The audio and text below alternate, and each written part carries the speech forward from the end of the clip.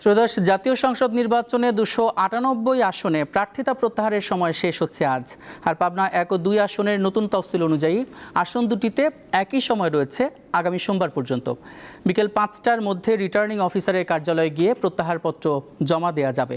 এ বিষয়ে কথা বলতে আমাদের সঙ্গে যুক্ত হচ্ছেন সহকর্মী শিউলি শবনব। শিউলি, এখন পর্যন্ত কতজন মনোনয়নপত্র প্রত্যাহার করেছেন বলে আপনার কাছে তথ্য রয়েছে? ইমন, যেহেতু নির্বাচনের একদমই শেষ পর্যায়ে, নির্বাচনের সময় মাত্র 22 দিন সময় হাতে আছে এবং এই শেষ সময়ে নির্বাচন কমিশনের ব্যস্ততাও অনেক বেশি এখন। এবং যেহেতু আজকে প্রার্থিতা প্রত্যাহারের শেষ দিন, অর্থাৎ আজকের মধ্যেই জাতীয় সংসদ নির্বাচনে কারা অংশ নিতে যাচ্ছেন সেই প্রতিদ্বন্দ্বী প্রার্থীদের চূড়ান্ত তালিকা করা হবে। এবং এখন এছাড়া আজকের মধ্যে যদি জোটগত কোনো সমস্যা থাকে সে বিষয়ে আসলে আজকেই সুরাহা করতে হবে, অর্থাৎ আজকের পর আর কোনো সময় পাচ্ছেন না প্রার্থী কিংবা জোটগুলো।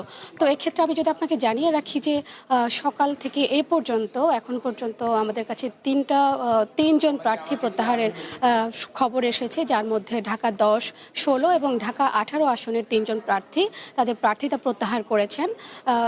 এবং এসব প্রার্থীর মধ্যে যদি একটু বলি যে গণসংহতি আন্দোলনের একজন রয়েছেন এবং খেলাফত মজলিসের 2 জন প্রার্থী রয়েছেন এই প্রত্যাহারের তালিকায়।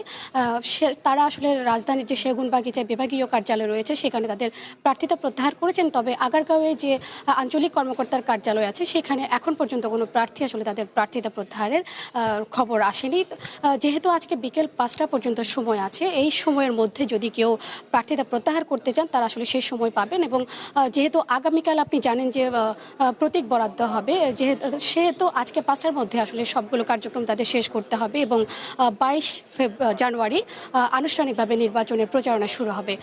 তো আপনাকে যদি আরেকটু বলি যে আজকে নির্বাচন কমিশন এখানে বিকেল 4টায় একটি মিটিং ডেকেছেন, যেখানে সবগুলো রাজনৈতিক দল এবং স্বতন্ত্র প্রার্থী তাদের আহ্বান করেছেন সেই মিটিংয়ে অংশ নিতে। এবং সেই মিটিংয়ে আসলে নির্বাচন কমিশন প্রথমবারের মতো যে পোস্টাল ভোট বিডি অ্যাপ, সেই অ্যাপের মাধ্যমে যে ভোট গ্রহণ কার্যক্রম পরিচালনা করবেন সেই কার্যক্রম সম্পর্কে আসলে প্রার্থী ভোটারদের একটু স্বচ্ছ ধারণা দিতে মূলত এই বৈঠকটির আমন্ত্রণ জানানো হয়েছে রাজনৈতিক দলগুলোকে। এবং এই বৈঠকে আরও জানা গেছে সেটা হচ্ছে যে গণভোট সম্পর্কে সাধারণ মানুষদের মধ্যে যে একটা ভুল ধারণা বা বিভ্রান্তি রয়েছে সেই বিষয়গুলো আসলে নির্বাচন কমিশনের পক্ষ থেকে হয়তো স্বচ্ছ একটা ধারণা দেওয়ার চেষ্টা করা হতে পারে রাজনৈতিক দল এবং স্বতন্ত্র প্রার্থীদের।